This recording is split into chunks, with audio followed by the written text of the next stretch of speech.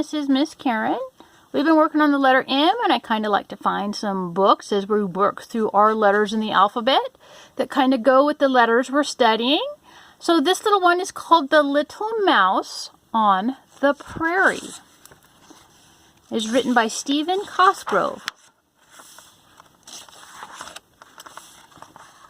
In a land a few drops a day and dreams, nearly absolutely nothing at all, lived a whole bunch of mice. Now, these mice weren't your average run-of-the-mill house mouse mice. They were more like meadow mice that you might mingle with on a medium morning in May, or maybe March.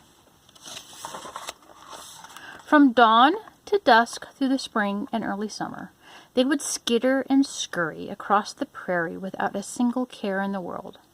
They would race about, then suddenly leap high in the air to touch the wings of a golden butterfly, or sometimes they would do nothing at all, except sniff the flowers. All the mice on the prairie were like this, except for one small mouse called Tweedledee. While the other mice were playing their silly games, Tweedledee, or as the other mice called her, Tweez, would work industriously, doing all sorts of tedious chores. As soon as she woke in the morning, right after eating her breakfast and brushing her teeth, she would begin a long day of hard work. She would dash this way and that, collecting twigs, branches, and brambles with which to build her new winter home. Tweez worked for months and months as the other mice played in the meadow. If she wasn't working on her house, she would be off and about collecting nuts and berries and storing them away for the winter. She never stopped to play, but was always on the go, searching for this or that and working. The only thing she never did were smile and laugh. Twizzle thought that smiling and laughing was a waste of time, and she barely had enough time to do her chores as it was. The other mice of the meadow would stop their play just to watch. They would laugh till they could laugh no more, watching her dash from place to place, searching for the perfect leaf or just so twig. Sometimes it was great fun for the other mice to see if they could get Tweez to smile. As she would race by, they would jump in front of her, making faces that should have made a statue smile.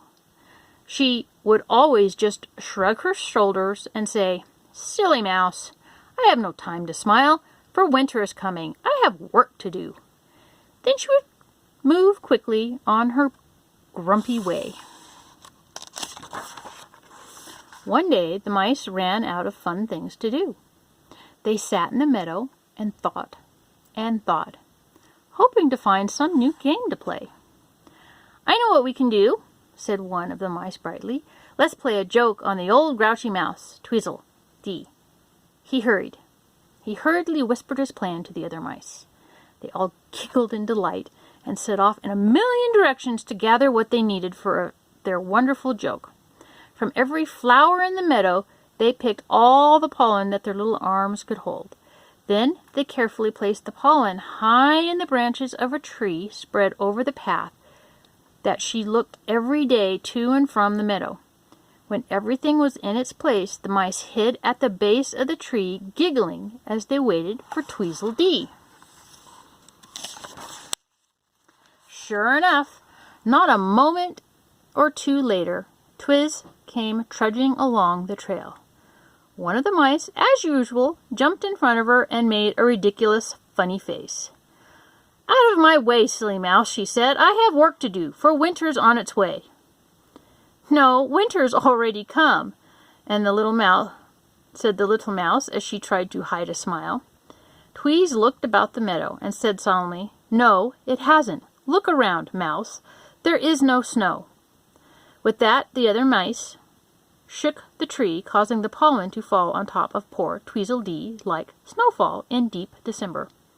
They all laughed and laughed, but she just glared and said, Mark my words. Winter is coming, and when it does, you silly mice won't be laughing so hard."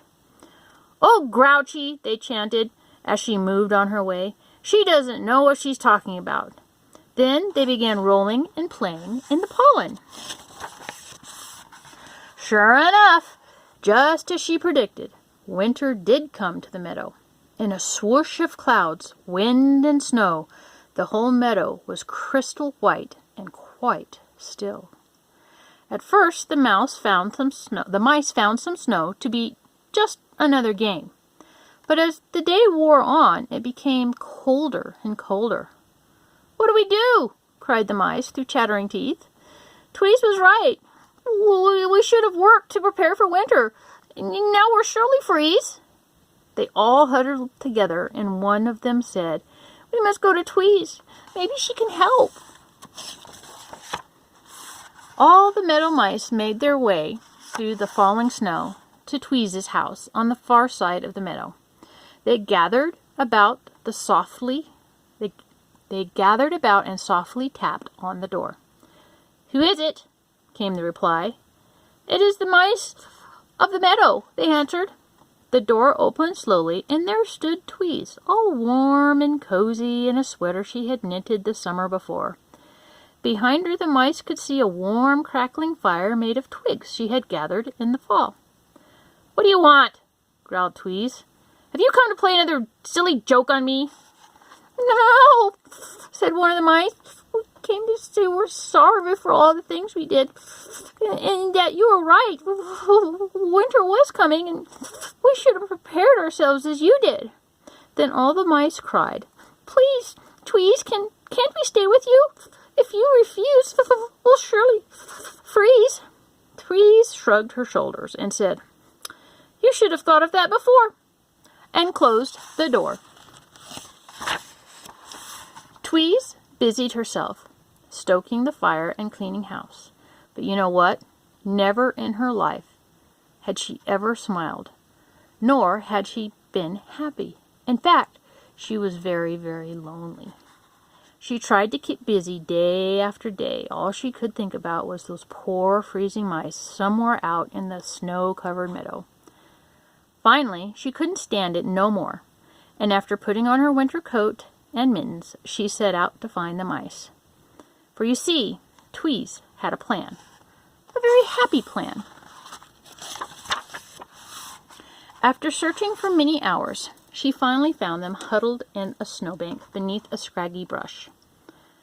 With a frozen tear in her eye, she told them her plan. "Fellow mice," she began, "through the summer I worked as you played, preparing for winter. Many times I wanted to join you, but I didn't know how. If you will teach me how to have fun, I will teach you how to spin and weave, and I will share my home with you." The mice quickly agreed, and they all set off to the warmth of Tweez's home. What a merry time they had. Tweez taught them to weave and sew, and they taught her to laugh and sing. And once or twice, for no reason at all, Twizzle-Dee would smile a happy smile. So when you're hard at work, or working hard at play, remember Tweezle's laughter on that crystal winter's day. The end.